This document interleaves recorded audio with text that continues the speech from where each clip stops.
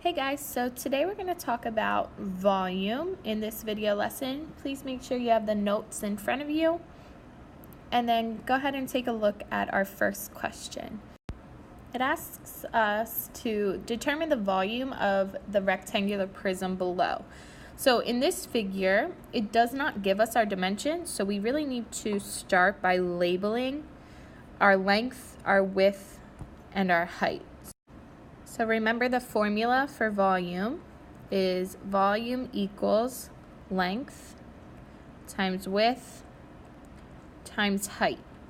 So let's go ahead and count. We have 1, 2, 3, 4, 5, 6 units as our length. We have 1, 2, 3, 4 units as our width, and then it is 2 units as our height. So we can use those numbers to plug them into our formula. So our length was 6, our width was 4, and our height was 2. So when we plug that into our calculator or do that in our head, 6 times 4 is 24, and then 24 times 2 should be 48 units, and then for volume we put cubed. Go ahead and pause the video now and try this problem. Use your length, your width, and your height to plug it into your volume formula and solve for the volume of this rectangular prism. After you finish solving, check back with the video to make sure you got it correct.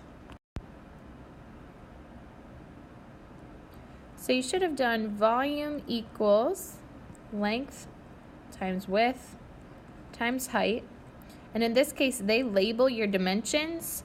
So our length was 8, our width was 2, and then our height was 3. So 8 times 2 is 16, 16 times 3 is 48, and our label is centimeters cubed. In our third problem, it again labels our units for us. So our length is 6 units, our height is 3.5 units, and our width is 3 units. So let's use those dimensions and plug it into our volume formula. So we should have volume equals 6 times our width, which was 3, times our height, 3.5. 6 times 3 is 18. 18 times 3.5. There's 2 ways to do this. So either you can change 3.5 into 3.5 and use your calculator, or you can make it 18 over 1 times 7 over 2 by cartwheeling 3 1/2. Either way, when you do that, you should get volume equals 63 units cubed. Go ahead and try the rest of this paper, and then check your answer with the key in the unit plan. Good luck!